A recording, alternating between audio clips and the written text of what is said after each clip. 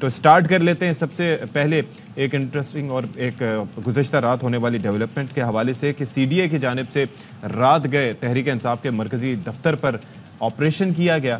اچھا, اب C D A کی جانب سے کہا گیا کہ بھائی وہاں پر تو کافی تجاوزات بھی قائم کی گئی تھیں اور اس کے بعد جو ہے وہ بائی لاز کی خلاف ورزیاں بھی تھیں. آپ سوچئے اتنے عرصے سے یہ بلڈنگ موجود تھی لیکن ابھی سی ڈی اے کی جانب سے بہرحال اس چیز کا انہیں اندازہ ہوا, احساس ہوا. اور پھر مرکزی دفتر جو ہے سیکٹر G84 میں قائم ہے اور وہاں پر یہ کہا گیا ہے کہ اس پر ایک پلاٹ پر قائم کیا گیا اور تجاوزات وغیرہ تھیں اور دفتر کو سیل بھی کر دیا گیا ہے.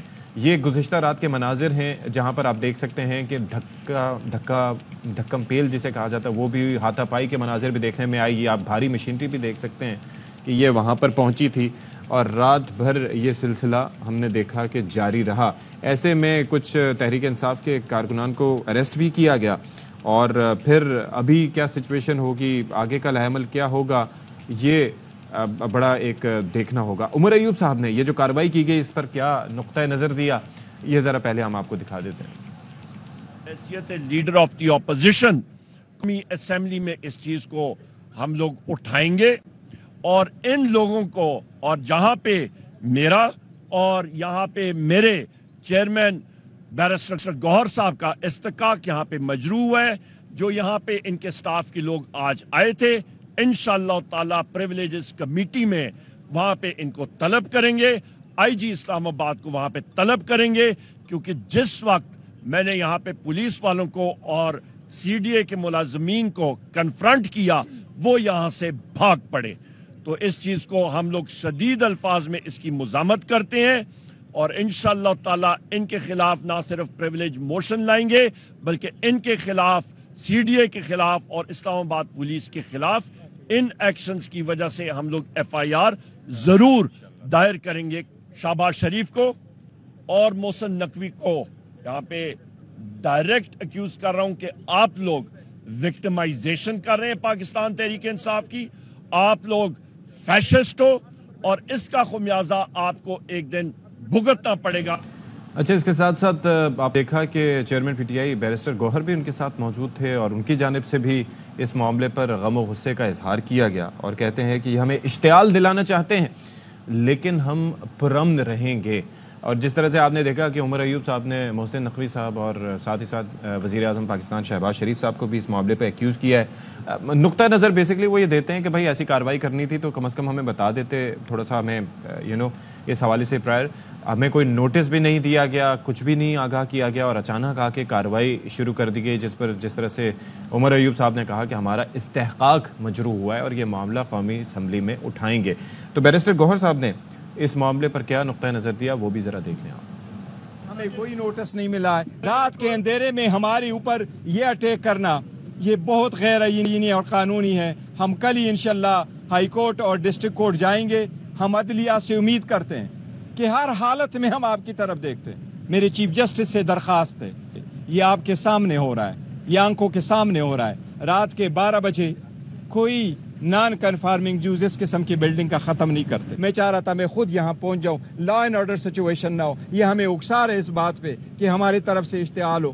میری درخواست ہے سب سے کہ پرامن رہے, لیکن یہ بلڈنگ جو ہے یہ خان صاحب کی امانت ہے. ہماری عورتوں بچوں پہ اٹیک کرتے رہے, پھر آپ ہمارے گھروں تک آئے, پھر آپ نے چھری چلوائی رؤوف حسن صاحب پہ, پھر آپ ہمارے پاس بغیر وارنٹ کے آپ انٹر ہو جاتے ہیں. دیکھیں یہ کوئی تجاوزات نہیں ہے, یہ ہمارا نظریہ ہٹانے کی کوشش کر رہے ہیں, یہ ہمیں سٹاپ کرنے کی کوشش کر رہے ہیں, یہ ہمیں یہاں کوئی میٹنگ رکھنے سے ڈرا رہے ہیں. لیکن انشاءاللہ یہ سب کچھ قانون کے مطابق ہمارا چلے گا. جتنی مرضی ہو تسی زیادتی کرو, جتنی مرضی ہو تسی بلڈنگیں گراؤ, آپ بلڈنگیں گرا سکتے ہو لیکن لوگوں کا ریزول آپ ختم نہیں کر سکتے. ہم نے ڈائلاگ کی بھی بات کی, بس 2 چیزیں نہیں ساتھ ساتھ چل سکتی ہیں کہ آپ بندوق بھی تانے رکھو, گن کوپڑی پہ آپ چوچو بھی رکھو, اور یہ بھی بات ہے. اچھا, یہ موقف تو آپ نے دیکھ لیا, اس وقت کیا صورتحال ہے اور یہ ہوا کیوں؟ عبدالقادر سے ذرا جاننے کی کوشش کرتے ہیں جو کہ ہمیں جوائن کریں. Thank you so much for joining us. Abdul Qadir, یہ ذرا بتائیے کہ یہ اچانک واقعی جس طرح سے یہ رہنما فرما رہے ہیں کہ کوئی نوٹس بھی نہیں دیا گیا, اس حوالے سے کوئی اس سے پہلے آگاہی بھی نہیں دی گئی, یہ کیا اچانک ریئلائز کیا سی ڈی اے نے کہ یہ غیر قانونی جگہ پہ ہیں یا پھر تجاوزات کی گئی ہیں؟ یہ معاملہ کیا ہے بیسکلی؟ دیکھیں یہ ریئیکشن یا رد عمل لگتا ہے جو پاکستان تحریک انصاف کے دفتر سے کچھ سخت پریس کانفرنسز حالیہ دنوں میں دیکھنے میں آئی ہیں. بیک ٹو بیک یہ کوئی دوپہر کے قریب 3:15 بجے پریس کانفرنس ایک ہوتی ہے, اس میں تھوڑا سخت لب و لہجہ جو ہے وہ شاید ناگوار گزرا ہوگا. ادروائز اشفاق میں آپ کو یہ بتا دوں کہ یہ پلاٹ جس کے اوپر یہ سینٹرل آفس قائم کیا گیا ہے یہ اس وقت خریدا گیا اور پاکستان تحریک انصاف کے نام پر منتقل کیا گیا 7 جولائی 2020 کو. اس کا نوٹیفکیشن میرے پاس موجود ہے. جب پاکستان تحریک انصاف کی حکومت تھی, بانی پی ٹی آئی اس وقت وزیر اعظم تھے, اور پی ٹی آئی کے اسلام آباد میں جو مرکزی رہنما تھے اس وقت علی نواز امان, جو اس وقت 9 مئی کے واقعات کے بعد پی ٹی آئی چھوڑ گئے, وہ اس وقت سی ڈی اے کے یعنی کیپٹل ڈیولپمنٹ اتھارٹی کے معاون خصوصی تھے برائے وزیر اعظم. تو یہ کیسے ممکن ہے کہ ایک سیاسی جماعت اپنا دفتر قائم کر رہی ہے وفاقی دارالحکومت میں, کیپٹل ڈیولپمنٹ اتھارٹی میں جو معاون خصوصی ہیں وزیر اعظم کے وہ پی ٹی آئی کے عہدیدار ہیں, حکومت پی ٹی آئی کی ہے, وزیر اعظم پی ٹی آئی کا ہے, اور وہ کوئی ناجائز بلڈنگ جو ہے وہ تعمیر کر لیں اتنی زیادہ. تو وہ اس وقت کے سیکرٹری جنرل جو تھے ارشد داد, ان کے وہ نام کے ساتھ جو سرتاج نامی کوئی شخص بتایا گیا ہے کہ جس کا کوئی پلاٹ ہے جس کے اوپر یہ تعمیر کیا گیا, وہ ٹرانسفر لیٹر موجود ہے. 7 جولائی 2020 کا ٹرانسفر لیٹر منظر عام پہ آ چکا ہے, اور اس میں واضح طور پر یہ لکھا گیا ہے کہ یہ پلاٹ جو ہے ٹرانسفر ہو گیا کسی شخصیت کے نام پہ نہیں, پاکستان تحریک انصاف کے نام پہ وہ منتقل کیا جا چکا ہے. اور یہ جب منتقل ہوا اس وقت پاکستان تحریک انصاف کی حکومت تھی.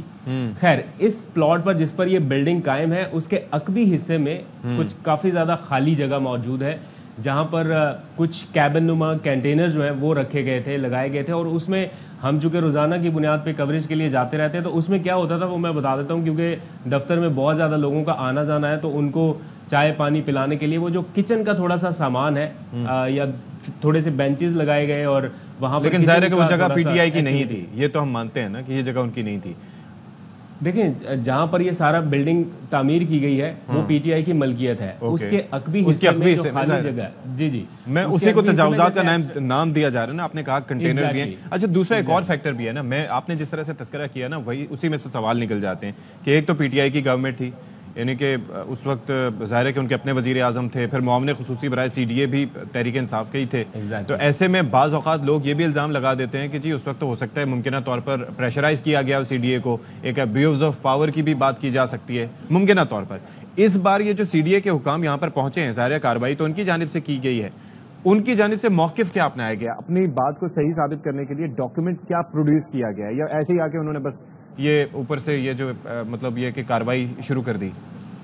دیکھیں ڈاکومنٹ کوئی ایویڈنس سامنے نہیں لایا گیا. ایک پریس ریلیز جاری کی گئی تھی گزشتہ رات, اس پریس ریلیز میں یہ لکھا تھا کہ جس پلاٹ کے اوپر یہ بلڈنگ تعمیر کی گئی ہے وہ بیسیکلی کسی صاحب کا, وہ بتاتے ہیں سرتاج نامی کوئی شخص ہے اس کے نام پہ ہے. لیکن جو ڈاکومنٹ اب ہمارے سامنے آیا ہے جو پاکستان تحریک انصاف کی جانب سے آفیشیلی پریزنٹ کیا جا رہا ہے, اس کے اکارڈنگ وہ سرتاج نامی شخص سے یہ پلاٹ منتقل کیا گیا ہے پاکستان تحریک انصاف کے نام. آپ کی بات بالکل 2020 میں آپ کی بات بالکل درست ہے کہ اس وقت پی ٹی آئی کی حکومت تھی تو پریشرائز کیا جا سکتا ہے اور بہت سارے ٹیکٹکس ہوتے ہیں, لیکن یہ کیپٹل ڈیولپمنٹ اتھارٹی ہے, اس میں ایک پورا ریکارڈ رہتا ہے. ایسا نہیں ہے کہ آپ کسی کی بھی زمین پہ قبضہ کر کے کچھ بھی کر لیں پریشرائز کر کے اور وہ ریکارڈ کے بغیر ہو جائے.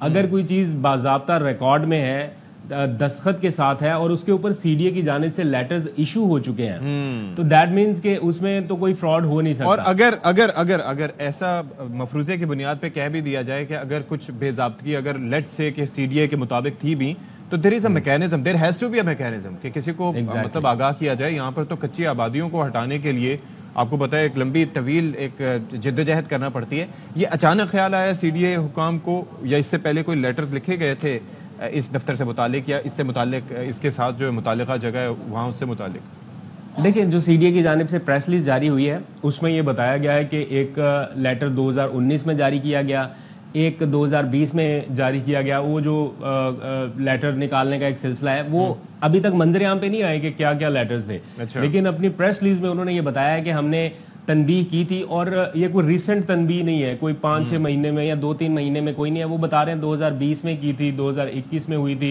ये पहले भी एक रिवायती कार्रवाई हो चुकी है।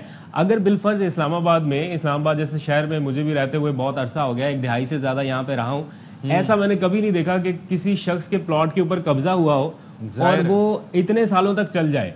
यहाँ सीडीए में रिकॉर्ड के साथ एक एक प्लॉट, एक एक चीज, एक एक इंच जो है वो सीडीए के रिकॉर्ड में है, और अगर आप किसी की जमीन पे कब्जा करें वो तो फौरन से अदालत में चैलेंज हो जाएगा। चले अगर एक और चीज भी है ना कि अगर चले वैसे खामोश रहे तो 2022 के बाद, अप्रैल के बाद फिर भी बोल सकते थे जिनकी जमीन पे कब्जा था। अच्छा, दूसरा ये है कि अब पीटीआई के पास ऑप्शंस क्या हैं? जाहिर है कि लीगली इस मामले को वो देख रहे होंगे, क्या सोचा है उन्होंने? कौमी असम्बली में जाने का तो कह दिया कि जी हमारा इस्तेहकाक मजरू हुआ है, लेकिन उससे हटके मजीद क्या करेंगे? ये कल रात उनसे पूछा था बैरिस्टर गौहर से भी, उमर अयूब से भी, कि अब अगला लाहेअमल क्या होगा, तो उन्होंने कहा हम कानून के मुताबिक इसको चैलेंज करेंगे अदालत में, इसको डीसील कराने के लिए जो अदालत का दरवाजा खटखटाएंगे, और जो भी करेंगे कानून और आइन के दायरे में रह के करेंगे। उस बिल्डिंग के बिल्कुल पास ही एक मस्जिद है। हमने उनसे पूछा कि आपकी जो पॉलिटिकल एक्टिविटीज हैं वो कहाँ पे आप करेंगे जब तक ये डीसील नहीं होता, तो बैरिस्टर गौहर ने बोला कि अब हम मस्जिद में अगर हमें जाना पड़े तो वो भी कर लेंगे।